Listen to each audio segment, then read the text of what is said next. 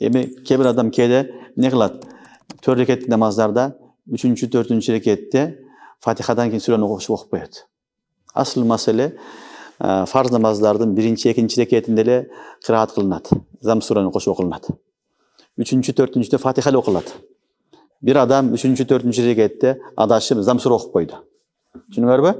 Ихласты окуду, фалакты окуду, окуп койду. Эмне болот десе, намаз бузулбайт.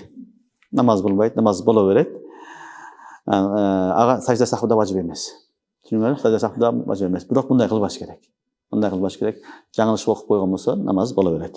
Андан кийин ошол эле маселе 3-чү, 4-чү рекетте фарзда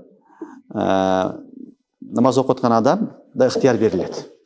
Кааласа Фатиха окусун, кааласа тасбих айтсын, кааласа унчукпай турсун. Уруксат берилет. Тасбих айтканда дагы 3 тасбих мыйдарча турат. Кийин үркүү кылат. Намаз боло берет. Бирок афзели Фатиханы окушулук. Түшүнүңөрбү? 3-чү, 4-чү рекетте ыктыяр берилип атат. Ал жерде кыраат фарз болгон үчүн сен турганда Фатиханы окусаң да болот. Тасбих окусаң да болот. Унчукпай турсаң дагы болот. Бирок афзели эмне экен? Фатиханы окушулук. Фатиханы окуп анан барган жакшы. Мисалы сапарда тез окуш турган ушулар болуп калса, ошондо унчукпай туруп же 3 жолу тасбих айтып коюп окуса деле шарият уруксат берет.